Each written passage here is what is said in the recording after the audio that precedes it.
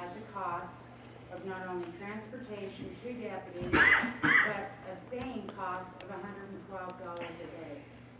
The minute I heard the word ACLU mentioned, it freaked me out, because I guarantee you, when they walk into the lawsuit, it's a guaranteed win. They don't play games. And we've been in violation for many years, and the government's overlooked us with our jail. In a lot of ways, was juvenile. The 5-cent tax is something we have to have. It has nothing to do with the jail. It has to do with the services that we receive from the county and the municipalities, plowing our roads, our rec center, and all these other things that we take advantage of or appreciate. It funds our senior center, which they need very badly. A lot of those people can afford the meals at the senior center. Some of them can't afford groceries. And I guarantee you, if we raise property tax, they're going to eat even worse, and they're going to take even less medication. Those of us that work can juggle our dollars. Those on a fixed income cannot. It's not a social issue. And the tax is a necessity. I believe the jail's a necessity because I've been in it. I don't agree with some of the process that's been taken. I don't agree with it at all. I believe we should have some input on where it's built. I believe the most convenient place is out by the port. You're not having to go through town. You're not having to run over half the city to house your prisoners. But that's something, I don't know how we help decide. I don't know if it's an option. But as far as the 5th penny tax, I was in that meeting today. Every municipality was represented. There were city meetings held for input. Obviously, the mayors and the council people that were elected felt it was a necessity. And those city meetings are open to anybody in the public. All you have to do is attend. Just like this meeting. Don't wait for it to be attended. Go to the city meeting. These meetings are after the fact. They've already decided to do this and who's going to do it. Now they're having these meetings. If I may, that's the point I was going to ask about. I can remember the last time I sat in his courtroom and listened to county commissioners talk on something, and it was back when, I'm sure there's some people in here besides me that's old enough, but remember when a new sheriff got elected and there was an issue of a new house for the new sheriff. And what happened is there was a public meeting, the county commissioner sat up there, and someone asked him, is there any point to this? Is there any truth to the rumor that the house had already been bought, purchased? And Commissioner Tim Haught around and gave a song and dance, adjourned the meeting, reconvened the meeting the next day, said, yes, we've already bought it, the meeting's adjourned. And as I can see, and some young lady here tonight gave me an article out of the Salt Lake Tribune. Provo firm gets initial contract for Wyoming jail, and it's talking about your jail. The minutes of in paragraph 10 on 2/16 of the commissioners meeting said, Griff said the selection site is very important. One site is under contract and they need to move forward with topography according to that site. It sounds to me like that site's been selected. It sounds to me like we're going to head. So my question is, are we at the point right now where we're wasting our breath here? Or, you know, I mean, is the county commissioners, are they in a position where they can change this and go back and do more of what the public wants? We can, I guarantee that. That site has not been selected for this jail, I guarantee it. Good. I'd like to know what's wrong with building a jail, if that's what we need, and eliminating a big share of the cost from the building. What's wrong with that? Just a jail. Yes, just a jail. We're evaluating that.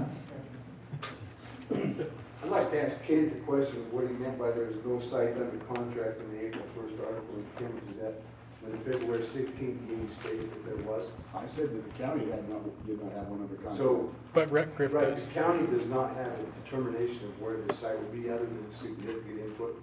Is that correct? The county does, Griff We will does. make that decision, I guarantee it. We or you? We. You are designated in the pre-construction That's exactly services right. as the sole person that can make that decision. Is that correct? Okay, listen.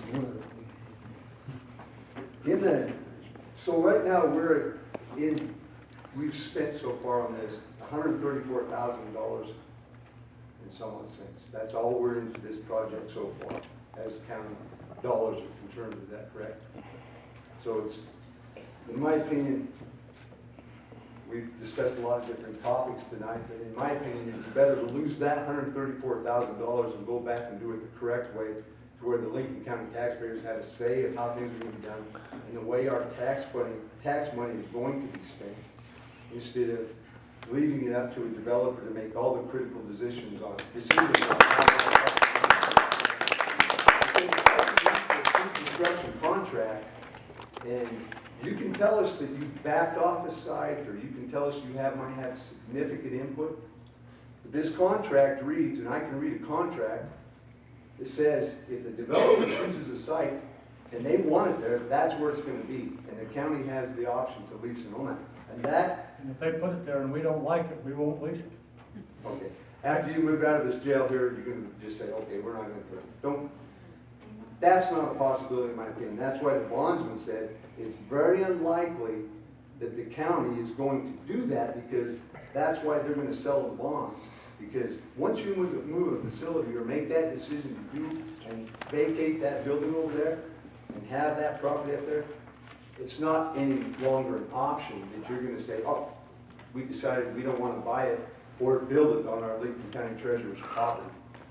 Jim, we probably won't convince you tonight, but I'd Well, like to tell you I know to you're not, watch it. but I'm saying that this is not the correct path to go. And I'm glad we caught this, because I believe that this project would have been done, there wouldn't have been a word said until that building was sitting up on the hill, and then we'd have said, how did this happen? But I'm glad we had enough people in the community aware, and Mrs. Archibald, to be congratulated on making aware of this. And saying, this is not the way we want it done. Thank you, Jim. My question is, for the developer, the two sites that you are looking at, are they properly zoned for this type of facility? Or will the residents and planning and zoning committees, will they have to change zoning? One of the properties is zoned, Not for gravel. one of the properties is zoned, commercial. And, no, sorry, it's, agricultural. And within the agricultural zone, a public facility is a permitted use. And that's within the city limits? of That's Kemmerer? within Kemmerer City. Okay. And the other facility? The other site is zoned residential, and I believe we would have to go through the zoning board. Okay, so to make it easier for you, if that city opted to not change that zoning, you're gonna obviously take that commercial site. We're actually pursuing 4 sites. There's another one that's zoned industrial, and there's a 4th one. I don't know the zoning on it yet. And my other question is, we just recently, many people in the audience will know, had a local contractor that laid off approximately 30 people. Are you going to solicit Wyoming contractors? I'll let Steve Hughes address that. I work for CERT Construction. Yes, in response to your question, the answer is yes, we will solicit local. We have a lot of advantages to that. First of all, to bring people in costs a lot of money, so it makes a lot of sense for us to use local people as much as possible. Also, I understand the politics of that. I grew up actually just an